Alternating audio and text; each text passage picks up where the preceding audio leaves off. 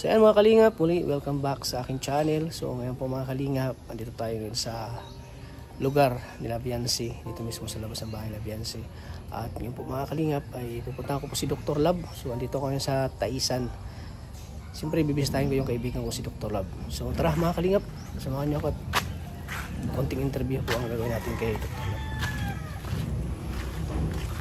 So, mga kalingap, dito na tayo.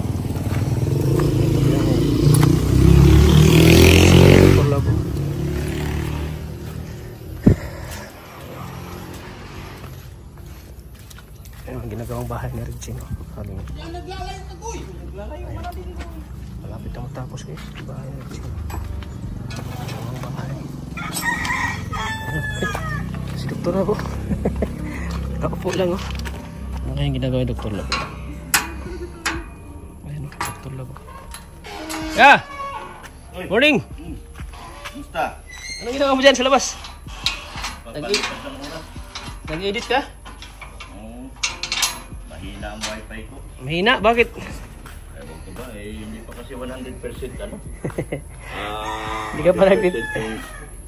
Pagbabalik ng wifi kasi alam mo naman, galing tayo sa Baguio. Matinding Baguio. Sa akin nga, okay na. Okay na sa akin.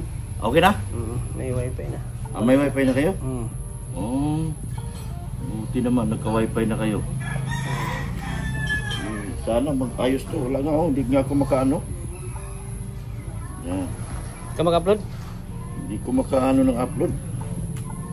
Buti nga yung anak ko nag-upload sa Maynila. Sino kasama mo ngayon?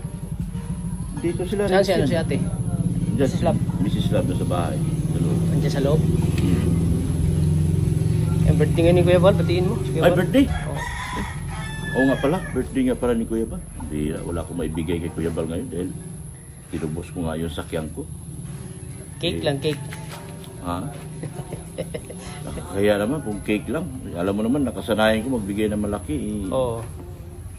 Wala, talaga, pasensya mo na Kuya Bal dahil ano yung ginastos ko sa pagtubos sa sakyan. Hindi nga ako nakabigay na sa landing pad dahil siyempre, inuuna ko yung sasakyan ko at importante sa akin service. So manawaan man yun ni Kuya. Napasyal ka? Oo eh, may ano ako sadya. Ano sadya mo? Makakain ako. May kain ka? Wala akong kain na eh. Sayang! Andito papaitan. Saan? Wala na? Hindi nalanan nyo Ay, na kay Kuya. Dapat nag-iwan ka. Bagal ka, bagal mo naman. Dapat Hindi ka nag-ano ka agad. Hindi ko naabutan sila Regine eh. Pero babalik pa sila dito? Babalik ka yata yun. Pero mamaya pa? Mamaya. Anong oras? Ako kasi busy pa ako. Meron pang anisikaso pa. Kailangan kong mahirap talaga yung kalagayan natin ngayon. Taghirap sa views. Kaya nga. Buti ka pa, may ano ka eh. May nagkaka-views ka kahit pa paano. May viral ka. Buti ka, meron pa akong yung naka-i-upload ako ng 1 linggo kay Darlene bago nawala sa akin. Ngayon nawala na sa akin yung bata.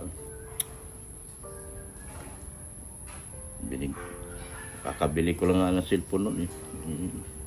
Sana bumalik na yun. Kabili ng cellphone. Tama pala, sabi mo si Darlene. Kumusta na pala si Darlene? Okay naman. Bumalik man niya siya sa akin. Nakabalik na. Bumalik na si Darlene? Ayaw sana talagang bumalik. Nahirapan akong kumbinsihin yung bata. Hirap na hirap ako dun sa Ang ginawa ko talaga, nakipag-usap ako kay Marian. Sabi ko, tulungan mo ako Marian para sa kapatid mo. Para sa yun naman lang ang makapagtapos sa inyo, magkapatid. Tulungan mo ako. Pasalamat naman ako dahil nakisama at nakisabay si Marian sa akin. Tinulungan niya akong kumbinsihin yung kapatid niya. Kasi yung bata nga naluloko sa barkada. Medyo nagmamatigas. Wala naman tayong pangarap sa kanya kundi makapagtapos siya sa kanyang pag-aaral. Hindi ko maninihingi yan. Sayang yung mga sponsor baga. Minsan lang dumating sa buhay natin yung may totoong sponsor. Kasi merong ibang sponsor na nagsasabi na willing akong mag-ano sa ganitong bagay. Pero pag nandoon na, mukhang minsan nakakalimutan eh. ito ay believe ako dito sa ano, yung si Ma'am ER. Talagang si Ma'am ER kilala ko 'yan. Talagang pag nagsinabi niya na tutulong siya, tutulong talaga. Kaya nagpursige ako na kuhanin at mabalik sa akin yung bata para matulungan talaga sa pag-aaral. At yan lang din nakita ko na kasi yung Chloe kasi medyo mahina na ang pandinig, mahina pa sa pag-aaral. Hindi siya ganun consistent sa pag-aaral ko. Nakita ko itong si Darlene na mayroon talagang may kunting, may talino talaga itong bata na to. Kailangan lang maalagaan ng maayos. Yan. Kaya pinipilit ko talaga makuha at makabalik sa matulungan. Kung ako lang, kung Diyos lang ang hanap ko, pabayaan ko na yung bata na yan. Kung Diyos lang hanap ko, hindi sa pagtulong, pabayaan ko na lang yan. Hindi ko na porsigihin makabalik dito dahil mahirap kaya mag-alaga ng bata sa tutulang. Buti na Dr. Love, na-convince yung bata. Sa tulong ni Marian, malaking bagay si Marian sa panahon na nung pinakiusapan ko talaga. Talaga sabi ko kay Marian, ikaw ang magkumbinsi sa kapatid mo. Dahil ako, alam mo naman, ako willing lang akong tumulong, pero ang isa sa magkumbinsi dyan, ikaw talaga, kasi ikaw ang ate. Makabalik yan. At nagpasalamat naman ako ng malaki kay Marian kasi tinulungan talaga ako. Talagang ginawa ni Marian ang lahat ng tulong para yung bata bumalik. Nag-aaway na nga silang dalawa nagsasagutan na. Kita mo doon na umiyak yung bata? Umiyak doon. Umiyak nga kasi nga ayaw nga bumalik. Kasi nga gusto niyang mangyari, doon na lang sa kanila mag-aaral at suportahan ko daw sila. Sabi ko sabi ko hindi, walang sponsor na tutulong sa'yo kung dito ka sa inyo. Kasi ganun pa rin ang environment na nakikita mo sa araw-araw. So kailangan na sumunod tayo sa sponsor. Ako, susunod sa sponsor, susunod ka rin sa sponsor. Susunod tayong dalawa. Magkaisa tayo ng layunin kasi ang tagumpay mo, tagumpay ko, tagumpay natin lahat. Yes. Yun ang sinabi ko, lalo na kay Marian. Laki naging tulong talaga ni Marian dito. Ang una talaga, di ba, si Marian naman talaga ang viral dyan. Marian. So malaking bagay talaga tulong si Marian. Si Marian ngayon ang susi na ano mo yung bata. Si Marian din. Hindi, sa totoo lang, nagtatanong nga yung iba kung bakit di ko binibitawan yung pamilya na yan Oo nga. Bakit di pa po binibitawan? Sabi nila, mga pasaway, lahat pasaway, mula sa ina hanggang sa mga anak, pasaway. Dapat daw bitawan ko na yung pamilya. Sabi ko, iba naman kasi yung yung pagtulong ko kasi taos puso man. At hindi man yung tulong na tulong lang kunwari. Taos puso man yung tulong ko. Pangalawa, yan ay iniwan sa akin ni Kalinga Vlog. Siyempre, responsibilidad ko ang pamilya na yan. Kasi wala mang vlog si Kalinga Prab na iniwanan. May views man o wala. So, halimbawa Dr. Love, kapag nabago yung isip niya ni Darlene na gusto naman niyang bumalik sa mga magulang niya, anong paraan yung gagawin mo dyan na gusto niyang bumalik? Sa ngayon kasi, sa nakikita ko, una, kung gusto niya talagang bumalik, malaya naman siya bumalik.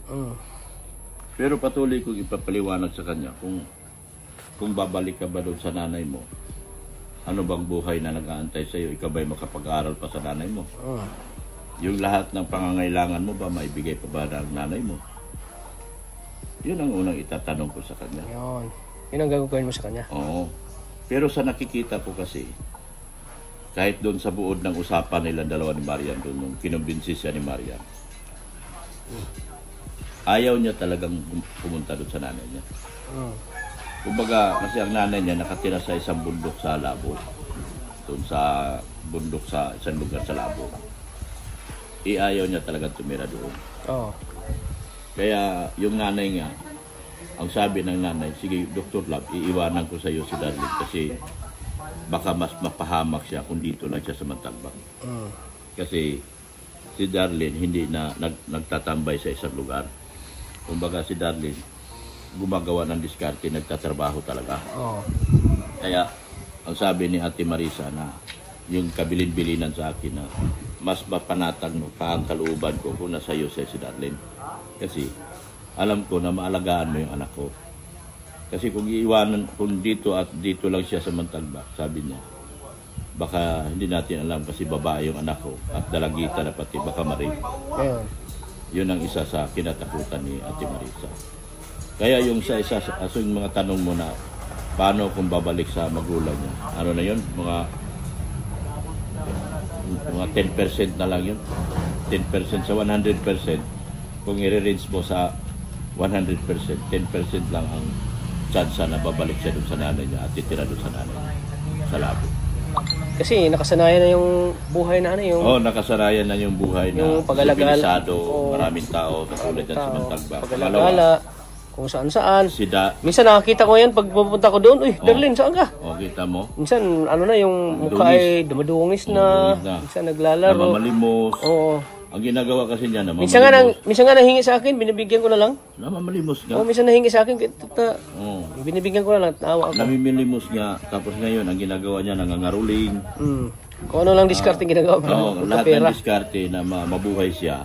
Kasi wala na nga siya, wala na dyan yung kanyang mga kapatid at saka nanay. Kawawa din ano? Kawawa talaga. Kawawa, Dok. So, kaya nga sabi nung nanay, mas gusto ko pang ihabilin sa iyo si Darlene dahil alam ko magiging safe ang anak ko sa iyo. Yun.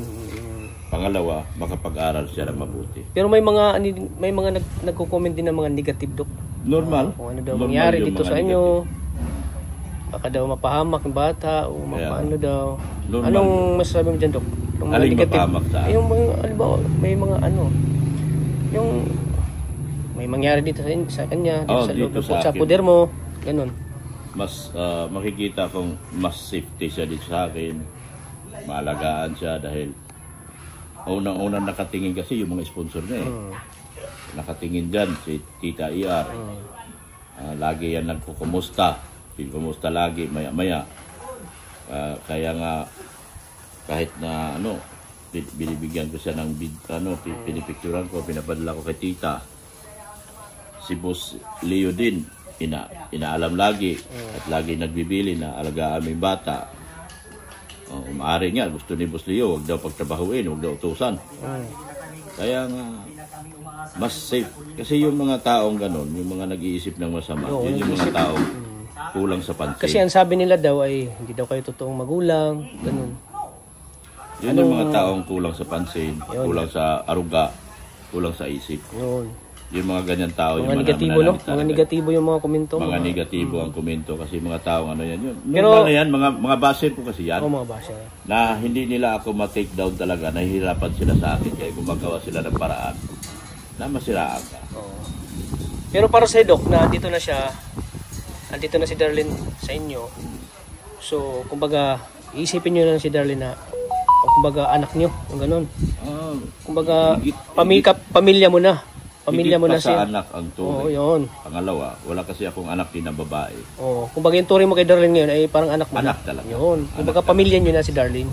Kasi nasa poder nyo na eh. Anak talaga. Kung saan ako pupunta kasama siya dahil ayaw nating kung nyari, lalakad man ako at aalis ako, kasama lagi yan. Yun. Kasi ayaw ko makita na naiwan siya rito, baka mapasubo at mapahamak. Kaya iniiwas. Saka mapasama ka pa, no? Na bakit mo iniwan yung bata na mag-isa lang? Iiwasan mo lagi yan. Yun. Siyempre alam mo naman yung mga basher na ano mo. Nandyan yan. Ikaw na lang ang laging ano yan Ako na lang laging tinitingnan. Tinitingnan yung mga mali. Nagiging challenge din yan sa akin yung kanilang mga masyadong pakikialam na. Yun. Nagiging challenge din yan para patuloy natin matulungan yung bata. Akala kasi nila hindi secure sa iyo, ganun, no? Masyado silang negatibo sa pananaw. Doon sa paano naging hindi secure, ako nakapagpatapos na ng isang anak na professional. Yun. Doon sila mahirapan sa akin eh. Kasi ako bilang ama, bilang magulang, maaaring masalimuot ang kwento ng buhay ko. Pero ako ay nakapagpatapos talaga ng anak sa isang exclusive na school sa Manila. Mahirap pantumbasan at pantayan yung ganun. Kung ikaw magkukomento lang sa akin na hindi maganda, tapos ang kaya mo lang papaaralin mo lang yung anak sa isang Huwag nating sabihin nating ano lang, yung eskwelahang ano, simple lang. Mahirap yun. Dahil ang anak ko never nag-aral sa public school. Oo. Since nursery, ang anak ko nasa Catholic school. Hanggang nag-high school, Catholic school. Hanggang nag-college, private. Kaya mahirap tumbasan yung ano, mahihirapan yung mga baser ko mag-take down sa akin dahil hindi, kahit sila, yung mga baser, wala man silang napatapos na anak eh. Oo, yun. Oo. Kahit tanungin natin sila, wala silang napatapos na anak. Ngayon nila malaman, Dok, na kahit na ano ka noon, napatapos mo anak mo. Oo, makapagpatapos ako. Talagang ginagampanan mo yung at tungkulin mo bilang... Hindi lang ang anak ko ang napatapos ko. Meron pa akong napatapos na pamangkin. Oo, isipin yan mga kalingap po, yung mga basher dyan. Ay, isa kong pamangkin, Lyceum. Totoo yan mga kalingap, yung mga sinasabi. Una kong napagtapos yung pamangkin ni Mrs. Love. Yung paborito nilang pamangkin sa Lyceum. Lyceum yun. O yung anak ko naman sa Asian Institute of Maritime Studies sa AIMS. Isipin mo, hindi basta-basta ng mga school yan. Hindi basta-basta. Lahat ng mga estudyante na gusto mag-maritime ngayon, pangarap AIMS. Lahat ng gustong mag-aral at magtapos sa maritime, pangarap AIMS. Kasi iba ang AIMS. Iba ang turo ng AIMS. At saka isipin mo yung isa kong pamangkin na pagtapos ko sa Lyceum. Isipin mo. Sus. Yung isa kong pamangkin naman, anak din ng kapatid nila, yun naman ay wala talagang plano mag-aral hanggang nag-graduate lang siya ng grade 12. Sabi niya, Tito, ayoko na mag-aral. Pero dapat ay papakuha ko rin kahit engineer man lang. Ay, tutusin ko magpa-aral ako. Todo effort, todo tulong ako. Basta yung tao desidido mag-aral. Yun. Kahit sino naman, no? Basta kahit sino. Desidido mag-aral. Yun ang mga katotohanan na hindi na nalalaman sa aking pagkatao. Ang ano lang kasi nito, parang wala silang tiwala sa'yo, no? Wala silang tiwala. Nakita na yung ano mo. Kasi dati, di ba alam nila, dati ano ka, inauna mo sa social media na dati ano ka? Nalulong ko sa bisyo, yung gano'n. Ano na yun eh, mga bagay na iniwanan mo na, huwag nang balikan. Huwag nang balikan. Kasi kahit nasa bisyo ako nung panahon na yun, nakapagpaaral pa rin ako ng anak ko. Yun, isipin. Pinagsabay ko yung bisyo at pag-aaral ng anak ko. Gano'n mang kabigat ng tuition fee sa AIMS, napagtapos ko pa rin anak ko. Pero nung panahon na yun, nasa bisyo ako. Talagang dumidiskarte ka, no? Oo, dumidiskarte ako. Magawa ka ng paraan para hindi man gano'n kahirap. Hindi naman marangya man ang buhay ko nung araw. Hindi man sa kayabangang pagkukwento. Marangya ang buhay ko nung araw. Bumagsak na ako nung wala na akong pinag-aaral, medyo nalulong na ako ng tuluyan. Doon ako nalulong sa bisyo. Kung wala na akong pinag-aaral, wala na akong ginagastusan. Doon na. Nagiging nalulong na ako sa bisyo. Pero sa bandang huli, nalalaman ko naman sa sarili ko na wala din naman patutunguhan ng bisyo na to. Ako lang din titigil. Ako lang din ang kusang umayaw dahil walang patutunguhan. Saka napapansin ko, nauubos na yung pera ko. Mga ipon-ipon ko nung araw. Nauubos na at napapansin ko nababaon pa kami sa utang. Kaya dahil sa bisyo, no? Hindi magandang bisyo ito. Kasi ang bisyo na yun, ginagamit ko yun sa pangbabiyahe-biyahe. Biyaheng Ilocos, biyaheng Baguio, biyaheng... kaya nalulong ako sa bisyo dahil hindi na ako natutulong. Dahil kailangan kong kumita. Ginamit ko yung bisyo na yun para kumita ako. Hindi ako ginamit ko yung bisyo para sa kalukang bisyo ko lang. Dahil gusto kong kumita ako. Kumita. Kasi nasa transport industry ako eh. Ginamit ko yun sa mga biyahe ko eh. Kasi yung Grandia na yan, kakampi ko yan, mula umpisa. Yung Grandia na yan, diyan ko pinagtapos ang anak ko sa Asian Institute of Maritime Studies. Ang Grandia na yan. Tapos, kahit saan ako nakakarating. Partner ko talaga sa buhay ko yan. Nalulong man ako sa bisyo dyan, lahat kumakayod ng Grandia, kumakayod ako. Hindi ako ako iba kasing nagbisyo nung araw. Yung iba nagbisyo para magiging yung pagkalat-kalat sa kalye. Hindi. Nagbisyo ako nung araw, ginagamit ko sa negosyo. Pero sa bandang huli, nalulong na. Na-over na ako. Kasi na-overthink na, naluloko na ako sa social media, yung panay post na ako ng hindi maganda. Sa over ng paggamit ko sa bisyo ko. Pero nagpasalamat ako nung nalulong na talaga ako todo, napagtapos ko na yung anak ko. Napagtapos ko na yung mga pinag-aaral ko. Yun yung katotohanan. Tapos ngayon ito. Pero ngayon, panibagong buhay na, di ba? Panibagong buhay, panibagong pag-aaral. Pero bilib ako sa Dok kasi sa kabila ng mga pagsubok sa buhay mo, yung mga nalulong kang sa bisyo, pero ano pa rin yung ano mo sa... Yung vision... ano pa rin yung ano mo sa anak mo, yung pangarap na makapagtapos? Yes. Yung vision at wisdom, nandun tuloy-tuloy yan. Yun. Kahit ako nalulong sa bisyo, yung vision ko na gusto kong yumaman, nandun pa rin. Katuwang ko yung van na yan. Na gusto mong yumaman? Oo, nandun pa rin. Kaya ito natupad na. Natupad. Kaya, ito yung natutupad. Ngayon, sabi ko na, nung nalulong na ako, wala na akong pinag-aaral, tapos na anak ko, nagtatrabaho na siya. Sabi ko, hindi na maganda kasi wala na akong ginagastusan. Na-over na ako sa pagbisyo. Oo nga. Kumbaga ginagamit ko na yung sobra-sobrang pera ko sa maling paraan. Maling paraan. Kaya sabi ko, doon ako nagkakaso-kaso na, nagkaano na kami ni Mrs. Love, hindi na maganda ang pinatutunguhan namin. Ay napunta na sa kaso yung mga pera na naipon namin, sa kaso na napupunta. Kaya nung sabi ko bago tumasaid ang pera ko at bago mawala sa magbago na at dito napunta na ako sa charity vlogging. Yun. Dito so, ito ako, na sabi ko dito baguhin ko na ang buhay ko. Yun. Kasi ang environment mo, kailangan baguhin mo. Magbabago ka, yun pa rin mga taong kasama mo. Hindi ka magbabago. Hindi ka magbabago? Hindi ka magbabago. Tutoksuhin ka pa rin. Oo, tutoksuhin ka dun. So, ang ginawa kong pagbabago, ang kasama ko, si Kalinga Prab, saka si Kuya Bal. Yun. Sila yung mga tao hindi ka tutoksuhin sa bisyo. Sila yung mga taong tuturuan ka mag-vlogging. Vlogging, yun. Kaya yun ang tamang rehabilitation sa sarili. Baguhin mo ang sarili mo sa pamamagitan na palitan mo yung mga taong nakapalibot sa iyo. At kayo ang naging kasama ko, ikaw si Starax, yun. tayo magkasama doon sa doon tayo nakita, doon tayo nakita-kita, no? Yes. At wala kayong iniisip. Kasi nakaka-motivate yung gusto nyo. Gusto nyo pira-pira eh. Gusto nyo kumita. Siyempre na-motivate ako doon. Gusto nyo kumita kayo. Nagkita-kita talo doon, no?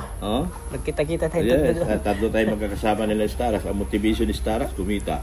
Motivation nyo, kumita. Siyempre, ang motivation... Siyempre, lahat tayo, tayong tatlo kumita kasi may pamilya tayong sinusuportahan eh. Motivation nyo, kumita. May pamilya tayong nangangailangan sa atin. So ngayon, yun. Kaya yung aking pagtulong, kay Darlene na lahat. Yun. Wala ka nang alalahanin pa. Kay Darlene. Meron na tayong pinag-aaral ngayon, si Darlene, si Genesis, si Mary Joy. Bakit nila nasasabing meron tayong pinag-aaral sa kolehiyo? May isa pa akong tanong, Dok, na wala ka daw masyadong yung charity daw. Ganun. Paano ba nila masabi? Paano may sasagot to? Ang pagbablog ko ba sa pamilya ni Beyonce, hindi ba charity yan? Yun. ang pagbablog ko ba kay Mary Joy, hindi charity yun? Yun. Ano pala yun, laro lang? Yun, pagbablog ko kay Genesis, hindi pala charity yun. Siyempre, pinaparal mo, charity na yun, no? Oo nga. Pagbablog ko kay Patrick, na pinakamabigat ko ngayong charity, yung paghanap ng sponsor ni Patrick para makapagtapos siya sa kolehiyo, hindi ba charity yun? Charity yun. Doon ako doon ako nagtataka sa kanila. Kaya nga gusto ko silang humarap sa akin sa harapan ko. Minsan ba nasasaktan ka sa mga sinasabi nila? Hindi ako nasaktan. Hindi ka nasaktan na. Tumatawa lang ako. Kasi sila yung mga taong walang utak. Yun. Walang alam. Pero kung hindi nila alam yung ibig sabihin ng charity. Charity is pagtulong. Pero pagbigay ng 100, charity yan. Pagbigay mo ng pagkain sa isang tao, charity yan. Lahat charity yan. Kaya yung mga taong nagsasalita sa akin na ako walang charity, mukhang sabi ko, pumunta kayo sa harapan ko, debate tayo at magpakitaan tayo ng achievement. Yun. Diba? Meron ka ng 2 pabahay. Hindi ba charity yun? Ay, napakabigat sa isang charity vlogger yun. Grabe, no? Yung magkaroon ka ng pabahay. Yun. Pinaka-goal mo yun, di ba? Pinaka-goal yun. Yung magkaroon ka ng pabahay konkreto. Tapos sabihan ka pa na walang charity daw. Walang charity. Gusto ko nga yung mga taong nagsasalita niyan, humarap sila sa akin at sabihin nila at duruin nila ko sa mukha na ako walang charity. At sila ay dadalhin ko doon sa mga achievement na nagawa ko. Yun. Yung pabahay ko, Oo. at doon ko sila ihampas sa simento. Yun. Ang yung Diba? ano kasi kuya, yung mga inggit kasi yung mga ganun. Yung hindi ko pagbitaw sa kanila, Marisa, hindi pala charity. O yun. Grabe no. Kung ibang vlogger, ito, Franca, hindi sa nanginira ako. Ayaw ko rin magsalita tungkol lang sa sarili ko. Yung hindi ko binitawan sila si Marisa until now, sa kabila ng napakalaking problema, daming kapalpakan na ginawa ni Marisa sa buhay. Hindi pa charity yun? Oh. Yun eh, puso, utak at isipan ang pinapagana doon. Kung iba pa siguro, kuya, hindi lang sa mga natin. Iniwan na sila eh. Iniwan na. Pero ako, narinig ko ba sa sarili ko na iniwanan ko sila? Ang dami na nagsabi, lahat ng mga viewers eh. Na 80% ng mga viewers ko nagsasabi iwanan na sila. Sinunod ko ba sila? Wala ako sinunod sa kanila kahit isa. Dahil ang pagtulong, hindi yan nasusukat doon sa kung may views ka o wala. Ang pagtulong ay galing puso talaga. Tao sa puso. Kaya nga doon sa nagsasabi ako walang charity, natatawa ako. Kasi nasaan na yung dalawang pabahay ko. Sinasabi na wala akong charity. Yung pagtulong-tulong sa kanila, Beyonce, sa lahat ng diskarte dyan, yung mga huling dugtong dyan, katulad sa pagpapagawa ng pader. Sino bang dumiskarte dyan? Tapos may na ako ng mga comment doon na puro daw batalero. Normal yun. Ako ang founder eh. Yun, normal yun. Kasi kahit sino naman, kung ikaw ang founder, anytime naman siguro, pwede ka mag-vlog. Ako doon sa isang host kagabi doon sa sagutan namin dalawa eh. Sabi ko, ito hindi host eh. Ano to eh, basher eh. Nag-ano kayo kagabi? Kay teacher eh. Ikaw yung ano? Ako.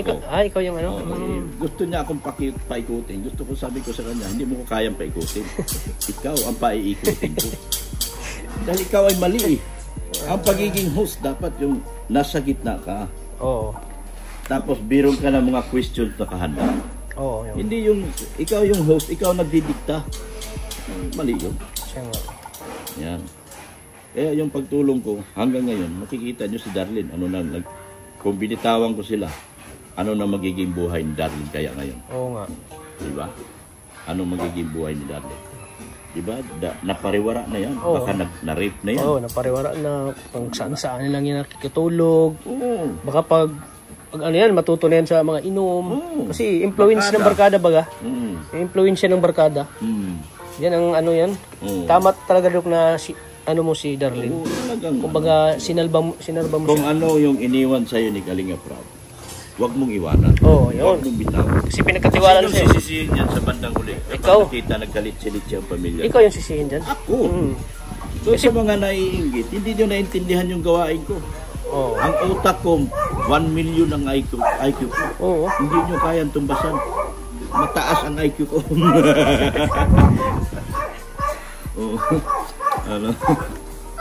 Kaya bilib ako sa Dok. Kaya yung mga beneficiary mo ay di mo talaga iniwan.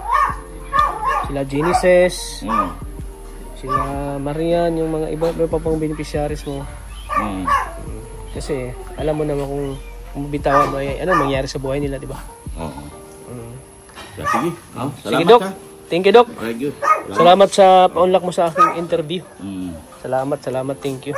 So sana i-like and share nila ang video nito. Sana panoorin. Kasi ito ay mapupulutan ng aral po itong video nito. Para makabangon si Kalingap Tata. Kasi itong video nito ay mapupulutan po ng aral sa mga kabataan na napariwara ang buhay, na may mga taong kahit hindi nila kadugo ay talagang kinip-kip nila na tinuring na pamilya para mabigyan ng magandang buhay. Si Dr. Love yun, mga kalingap. Kaya pasupport din kay Dr. Love, mga kalingap. Salamat. Salamat kuya. Thank you. Thank you kuya. God bless. Maraming salamat.